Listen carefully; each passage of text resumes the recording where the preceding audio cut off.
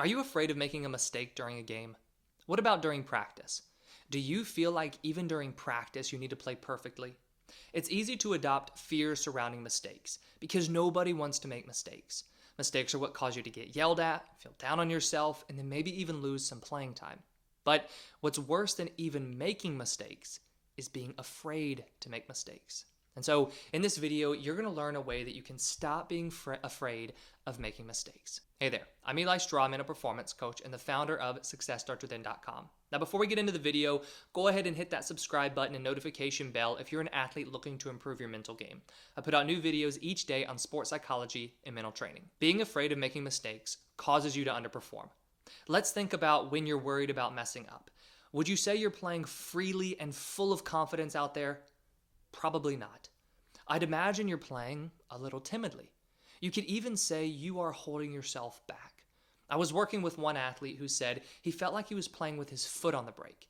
That's what happens when you're afraid of making a mistake. You don't want to make the mistake, and so instead of going out there competing hard to win, you're tiptoeing around, hoping not to mess up.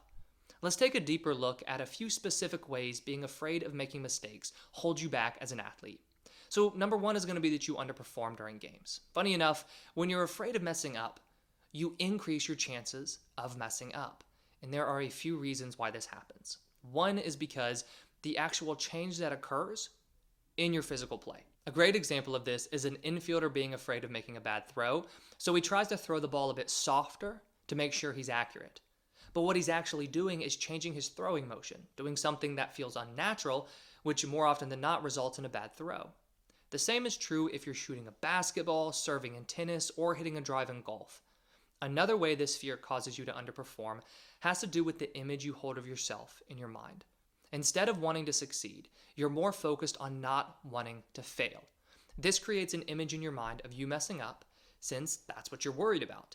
Now, I know you're thinking about not wanting to make a mistake, but that still means you are thinking about making a mistake, which does nothing but lower your confidence during the game. Now, another way that being afraid of making mistakes is going to hurt you is that you second guess yourself. Making decisions is difficult in the absence of confidence, especially in high-stress situations like a game.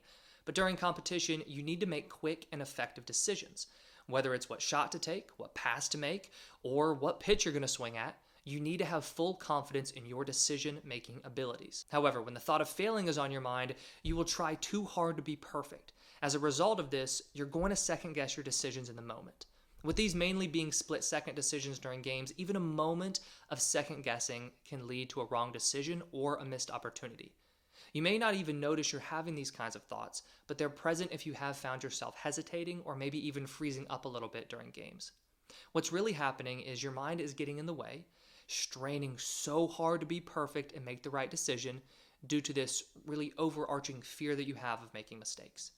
And then the third way it's going to hold you back is being afraid of making mistakes keeps you from playing naturally. One of my favorite concepts to talk to athletes about is the difference between a training and a performing mindset. During practices and training, your job as an athlete is to build muscle memory. Therefore, you're going to have a different approach than you do during games. Your main focus is on fine-tuning and improving. But during games, you're no longer focused on building this muscle memory. Instead, your job is to allow the muscle memory you've worked on to take over. Now, this requires a mindset that puts you in the best position to succeed. Your training mindset is about improving, while your performing mindset is all about performing. But when you're afraid of making mistakes, you get in your own way and you keep your muscle memory from actually taking over. You aren't fully trusting in your skills, and so there's going to be no way that you can play as naturally as you'd like. Your worrisome thoughts are getting in the way and blocking the muscle memory that you've worked so hard for to take over. Now, to get yourself to the point where you are playing naturally and freely on a consistent basis, you must work on letting go of your fears surrounding mistakes. This means accepting that mistakes are a part of the game, and oftentimes, honestly, a valuable part at that, and then focusing on building positive mental skills that will substitute the fear. Now, that is not an easy task at all, especially if you're dealing with a lot of worries and fears right now in relation to mistakes. So, I have a few actionable tips and tools that you can use to stop being afraid of making mistakes as an athlete. The first one is going to be change how you look at mistakes. Now, this fear is going to stem from your perception. It is the perception you have of what will happen or what the mistake will mean that truly drives your fear. Think about why you're afraid of making a mistake. What are you honestly afraid of? Is it the mistake itself or the consequences of that mistake?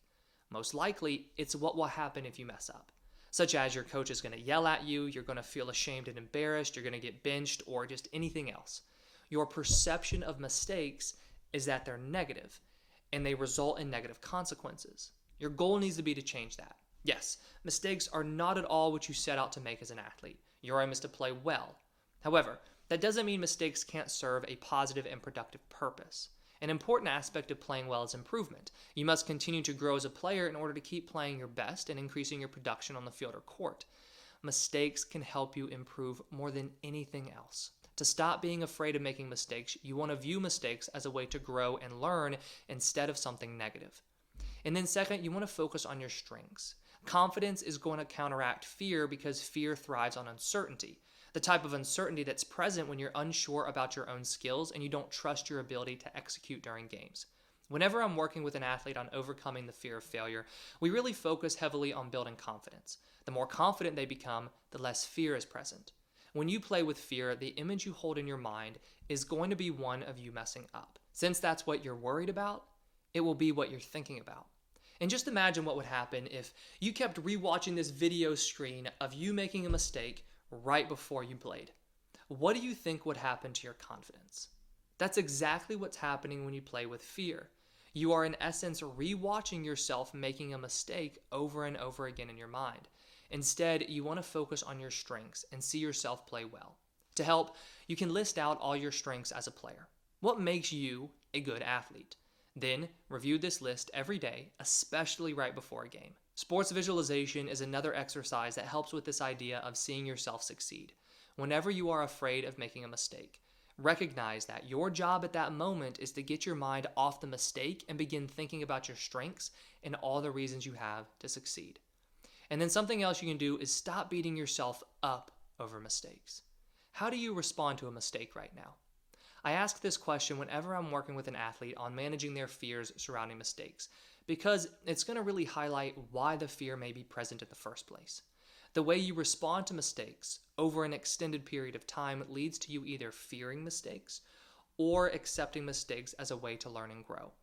Beating yourself up after a mistake is much easier and oftentimes more natural than accepting the mistake, learning something, and then moving on. But it is the more harmful of the two choices. Being overly self-critical when you mess up strengthens the negative emotional connection your mind has to mistakes, and this connection is what's leading to more fear moving forward. To change that connection, you must change how you respond to mistakes. There are two tools that you can use to do this. One is going to be that you want to use positive and productive self-talk after a mistake, and the other is to evaluate yourself after practices and games differently. Having more positive and productive self-talk following a mistake is definitely difficult, but it's also necessary if you want to stop being afraid of making mistakes. Think about how you would talk to a teammate after they made a mistake. What would you say in support? That's the kind of language you need to use with yourself. Next, you need to change how you actually evaluate yourself.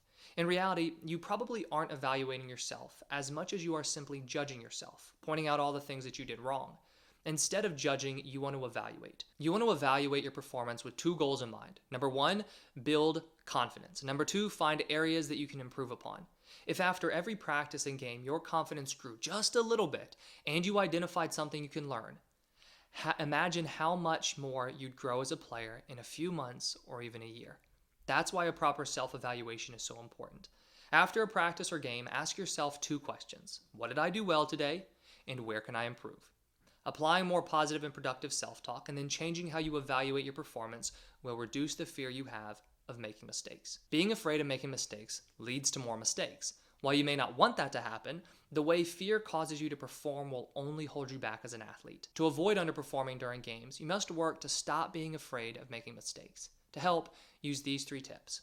Change how you think about mistakes, focus on your strengths, and then stop beating yourself up after mistakes. Apply these tips, and they will help you stop being afraid of making mistakes as an athlete.